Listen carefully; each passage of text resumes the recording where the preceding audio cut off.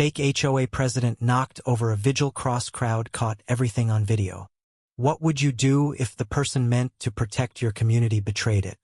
In the quiet suburb of Willow Creek, where tidy lawns and friendly waves defined daily life, a scandal erupted that no one saw coming. Karen Whitaker, the self-proclaimed president of the Homeowners Association, stood at the center of it all. Her pristine smile and perfectly pressed blouses had long masked a hunger for control, but on one fateful evening, her facade crumbled under the weight of her own arrogance. Karen had ruled Willow Creek's HOA with an iron grip for years, issuing fines for untrimmed hedges, dictating mailbox colors, and enforcing rules most residents didn't even know existed. She thrived on the power, her clipboard a scepter, her emails a decree.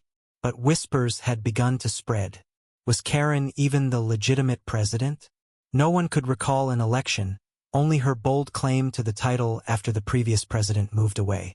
Still, most residents shrugged it off, too busy with their lives to challenge her reign.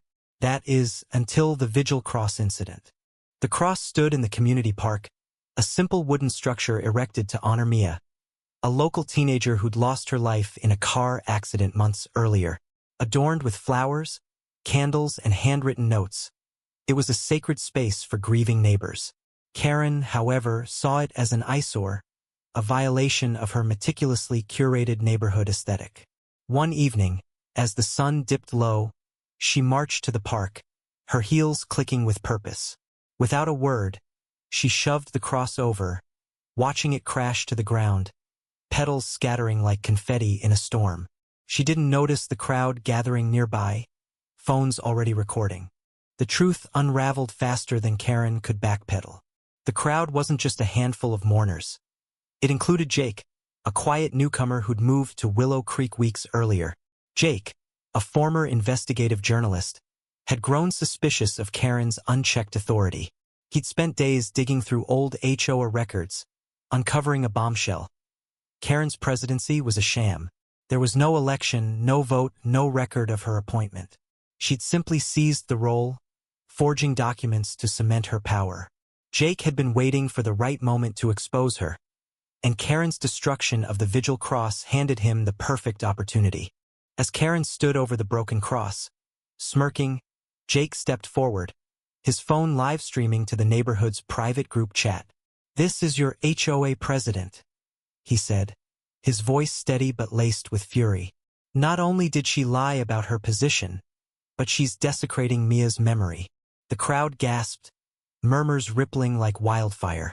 Karen's face flushed crimson as she stammered, "This is private property. I'm within my rights." But the evidence was undeniable. Jake held up printed emails, forged signatures, fabricated meeting minutes, all proof of her deception. The confrontation escalated as the crowd closed in. Among them was Mrs. Delaney, an elderly widow who'd known Mia since she was a child. Tears streamed down her face as she pointed at the shattered cross. "You've gone too far, Karen," she said, her voice trembling with rage. "That cross was for Mia, for all of us. How dare you?" Karen, cornered, lashed out, accusing the crowd of disrespecting her authority. But her words fell flat. The live stream had already reached hundreds, and neighbors poured into the park, their anger palpable. A teenage girl, Mia's best friend, stepped forward, holding a candle from the vigil. "You don't get to control us anymore," she said, lighting the candle and placing it on the ground where the cross once stood. The twist came when Karen's own son, Ethan, appeared in the crowd. A shy 16-year-old, he'd always stayed in his mother's shadow, but tonight was different. He'd seen the video online, watched his mother's cruelty go viral. "Mom, stop," he pleaded, his voice breaking. "You're hurting people. You lied to everyone." The crowd fell silent, stunned by the betrayal within Karen's own family. Ethan's words cut deeper than any accusation, stripping away the last of her defenses. For the first time, Karen's composure cracked, her eyes darting as if searching for an escape. Karen's downfall was swift and merciless. The crowd, now a united front, demanded accountability. Jake uploaded the forged documents to the group chat, and within hours, the neighborhood had organized an emergency meeting. Karen was stripped of her title, her fake presidency exposed to the entire town. The Vigil cross was rebuilt that same night, stronger and taller, with neighbors working together under the glow of lanterns. Karen, humiliated, retreated to her house, her once pristine reputation in tatters. Social media buzzed with the story, hashtags like Karen Downfall trending locally. Some posted memes, others shared heartfelt tributes to Mia, but all agreed, justice had been served. The aftermath left Willow Creek transformed. The HOA was restructured, with transparent elections and a new president, a retired teacher who prioritized community over control. The Vigil cross became a symbol of resilience, a reminder that truth could triumph over deceit. Jake, though hailed as a hero, quietly stepped back, content to let the neighborhood heal. Ethan, grappling with his mother's actions, started volunteering at the park, helping maintain the memorial.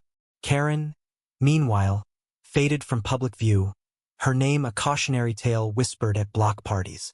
This story isn't just about one woman's fall. It's about a community that refused to stay silent. It's about the power of truth, the weight of betrayal, and the strength to rebuild. What do you think? Where do you draw the line between authority and abuse? Share your thoughts. The story of Willow Creek is yours to judge.